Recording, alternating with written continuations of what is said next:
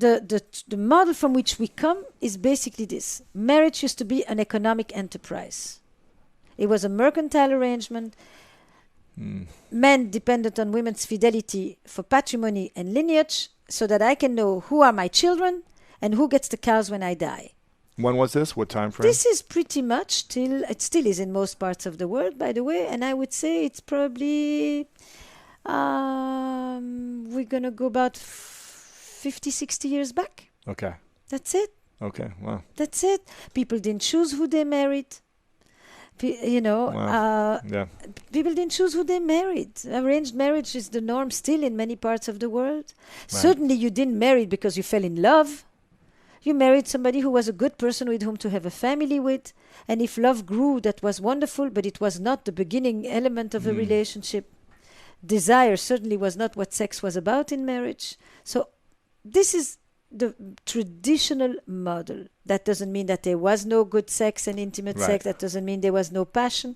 And that doesn't mean there was no love. But that was not what the institution of marriage was meant for. Marriage that becomes a romantic arrangement, I will begin that at the end of the 19th century. It's about 150 years old. Okay. But it needs contraception, it needs feminism, it needs a lot of things to become what we want today, which is a relationship that is rooted in intimacy. Intimacy, which until not too long ago was basically we live together, we share the vicissitudes of everyday life, we raise the kids, we work the land. Intimacy now is into me see. I share with you my inner life. That required individualism. Before individualism, we didn't have the concept self. That's beginning of the 20th century, late 19th, beginning 20th. So it's a lot of things go together, you know. Yeah. The rise of individualism, the move away from religion as the center, the person becomes the center, hence my individual happiness becomes central. Now I move away from the community, I choose you, and as I choose you, now you become responsible to alleviate my existential aloneness. You know, that's why you become my village. Right. Because I've left the village. And you're going to make me feel that I matter, because I'm not judged by my actions. I'm judged by my personality. It's very different.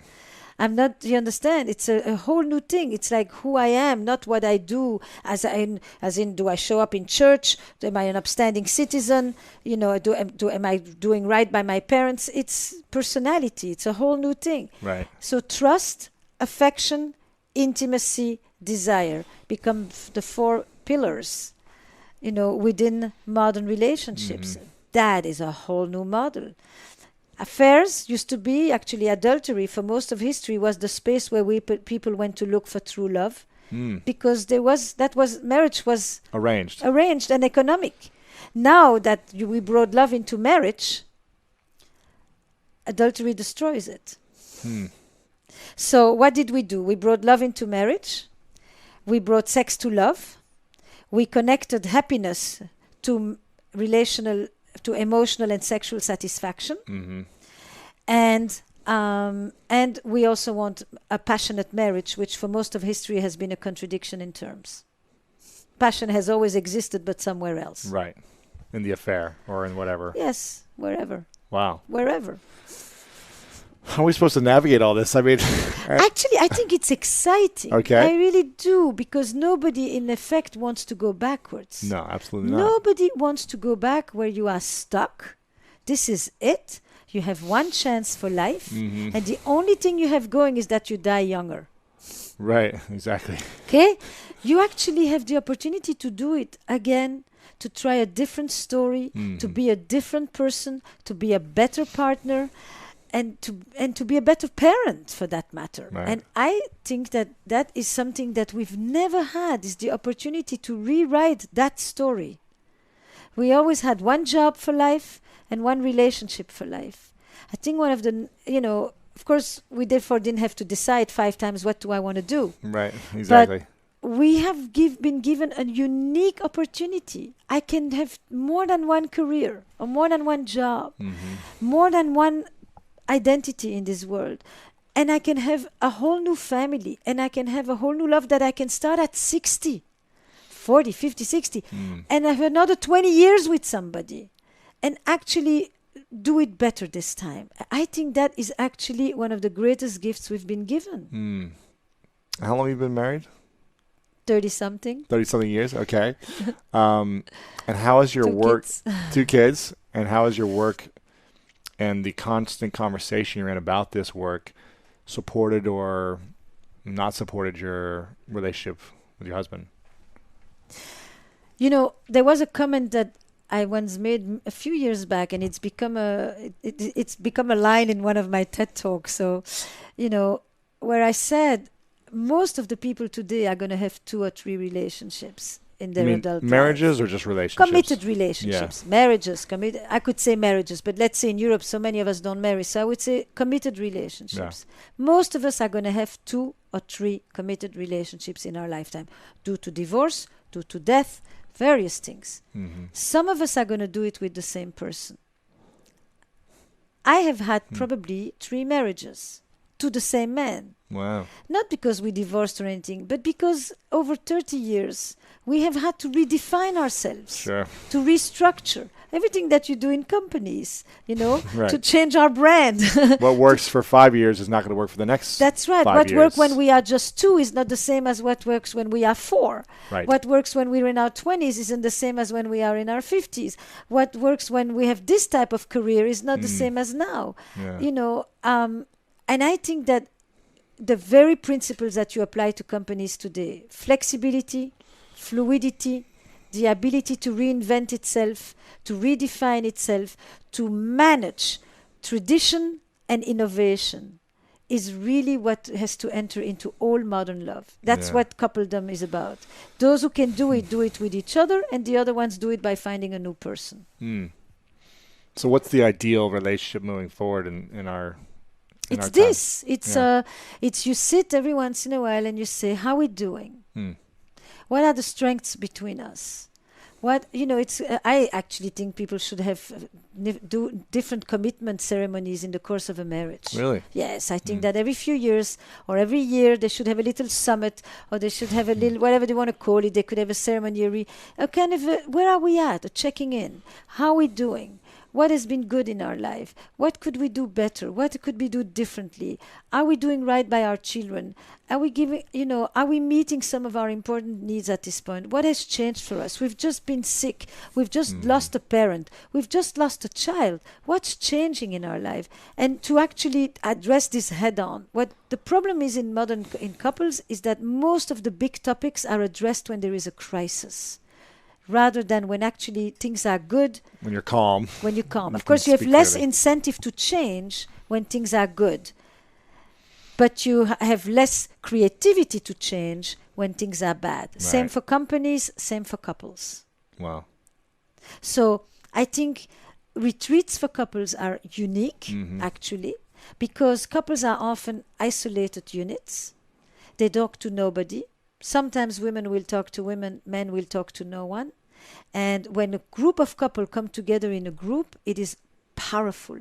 It is so normalizing to know what's happening at the neighbors that you never know and that you can always imagine is different from yours.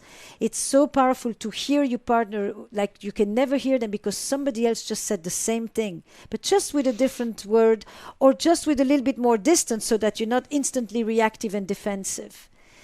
I think that conversation between couples, the same way that you bring entrepreneurs together to a mastermind to talk about their companies. To hear something in a different way, that it finally lands with you. Yes. And you can take action towards it. Yes. I think that if we could actually bring the entrepreneurs and their partners, it would be an incredible thing. I do a lot of it with YPO, with EO, with all these. Right. I see it each time. And not to separate the partners from the others. No, actually have the people in the room, have a fishbowl where the entrepreneurs talk about what their life is. And then have a fishbowl on the other side where the next inner circle is where the partners talk about what it's like to live with the entrepreneur.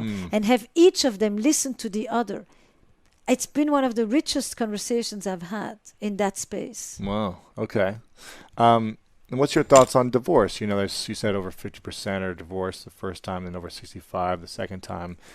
Do you believe that, or do you think it's that people should experience divorce, or they should go through that, or do you think that they're being lazy, or do you think that they're just not committed to it enough, or that they haven't tried all the different things to become better themselves and to see the good in their partner? I would start differently. I would say... Is that a bad question? No, not at all. But I would say differently. I would think that the first thing that has to happen with divorce is to take away the concept of failure. As long as we still think that it is marriage for life, till death do us apart, when de facto, for the majority of couples today, it's still love dies, not till death do us apart. That's when we divorce. Yeah. We break up when love dies. Yes. Yeah. And then we think it's a failure.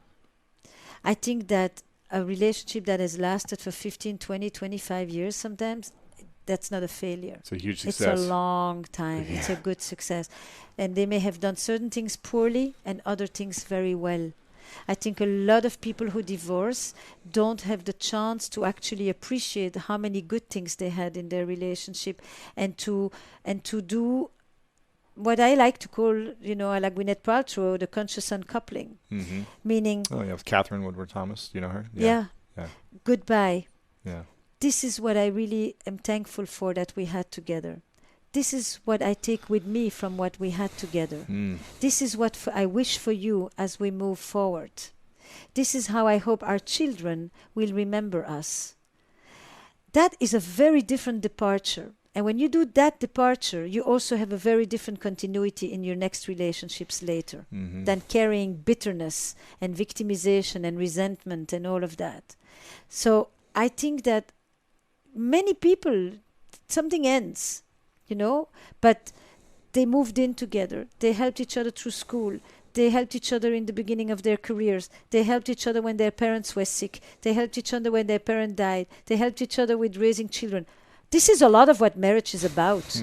They've had good marriages for all sake and purposes. And maybe other things have come in, and they were not necessarily always that nice to each other, and maybe they hurt each other, and maybe they abandoned each other, maybe they betrayed each other. Lots of other things come in too. But this stuff all disappears because of the negative that then sits on it, making it look like their marriage didn't work out. It failed. Why? It failed because it ended. The only time it's successful is when they meet in the funeral home.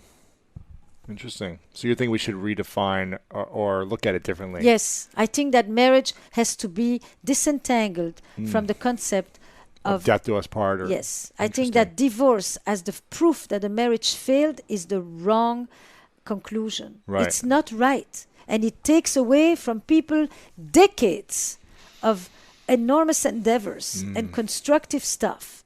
It's not because a company closed that a company failed. Right. Companies close all the time. Yeah. Okay. Interesting. So are you saying that, since we're evolving and growing and having different needs and desires,